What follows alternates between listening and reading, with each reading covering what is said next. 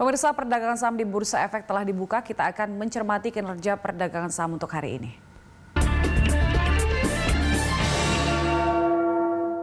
Dan untuk mengetahui pergerakan saham hari ini, pemirsa, kita kembali bergabung bersama Kepala Riset Praus Capital, ada Bang Alfred Nainggolan.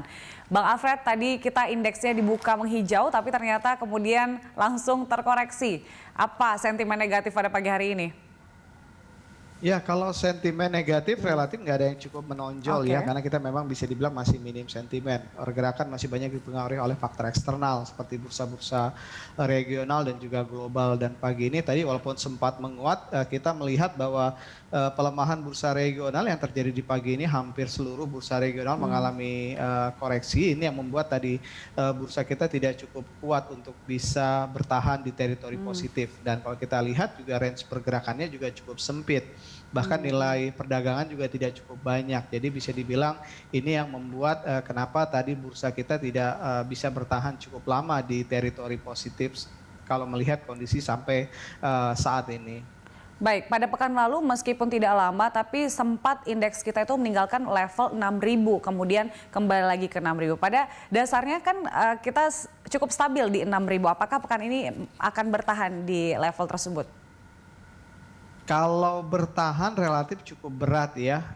Kita melihat bahwa hari ini kita perkirakan range IHSG masih di 5940 sampai di 6150. Artinya masih ada peluang untuk kembali berada di bawah 6000.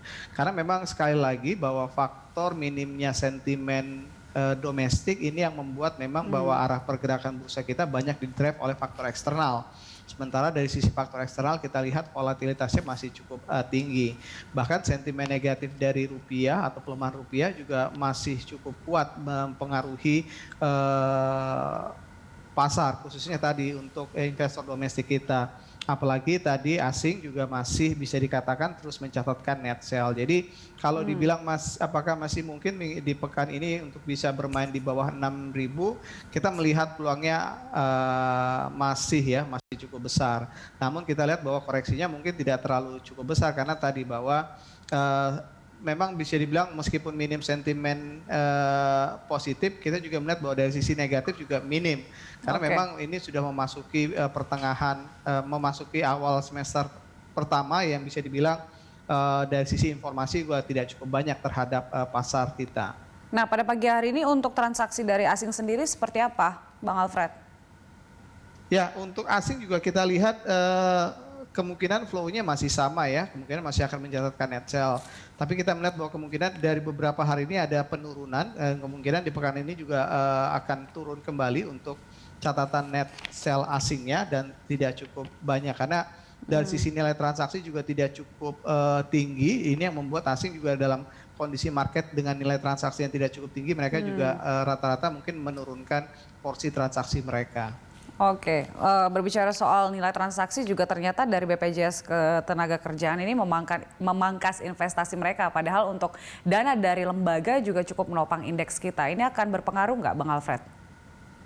Ya, kalau pengaruhnya kita sudah bisa melihat pengaruh dalam 1-2 pekan terakhir ya. Apalagi begitu ada statement tadi dari BPJS sendiri akan mengurangi porsi saham dalam portofolio mereka.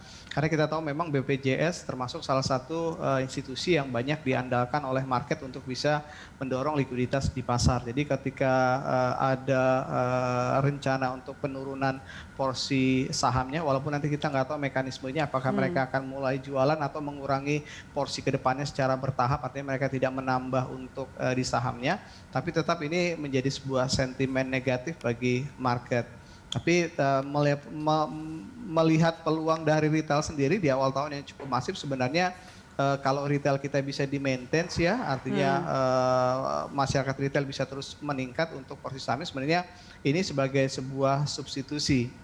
Jadi tapi sampai sejauh ini kalau untuk yang short term kita tahu sendiri bahwa retail juga mengalami penurunan, puncaknya di Januari 2021 dan kalau kita lihat sampai di Maret bahkan April retail juga cenderung mengalami penurunan dan ketika BPJS mengurangi ini yang membuat tadi tekanan jual atau animo investor domestik juga nggak begitu cukup kuat melihat kondisi ini. Baik, untuk retail jelang bulan puasa ini apakah akan mendapatkan sentimen positif, Bang Alfred?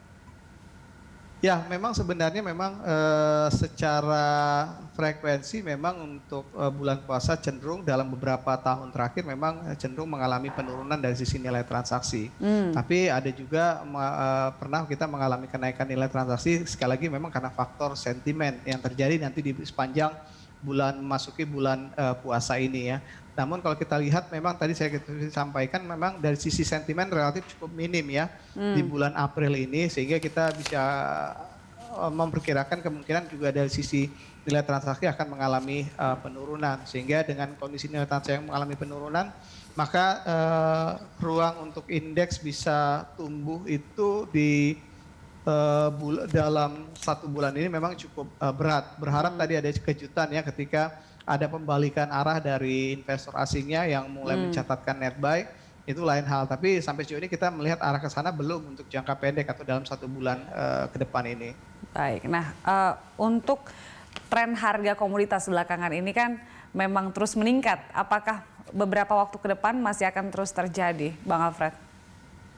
Ya, kalau untuk kenaikannya memang cukup signifikan, apalagi semenjak dari kuartal ketiga, kuartal 4 2020 dilanjutkan dengan kuartal pertama 2021. Jadi kita lihat ambil contoh tadi untuk harga komoditi CPO aja, kuartal 1 2021 ini kenaikannya udah di atas 20% dibandingkan year on year, kuartal 1 2020.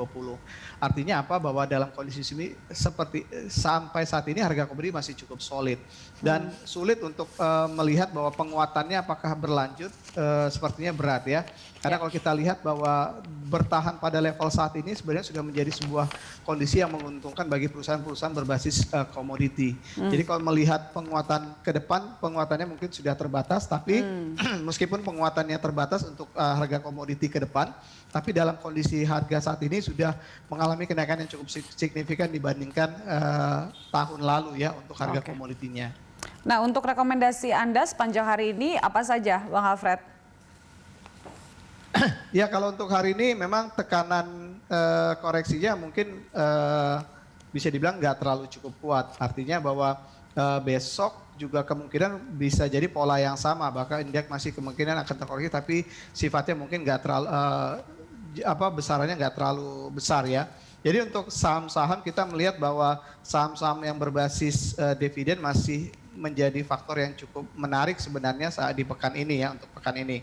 Jadi kalau kita lihat saham berbasis komoditi juga relatif tadi meskipun tadi kenaikannya kita bilang tidak cukup besar potensinya untuk minggu ini, tapi dari sisi emiten kemungkinan kuartal 1 angka-angka emiten di berbasis komoditi seperti CPO, coal itu akan sangat bagus sekali. Jadi ini yang menjadi bumper yang cukup bagus untuk menjadi sentimen untuk harga sahamnya dalam jangka pendek ini. Jadi kita memang melihat tadi saham-saham berbasis yang punya exposure dividen yang tinggi dan juga yang berbasis komoditi untuk pekan ini. Apa saja itu?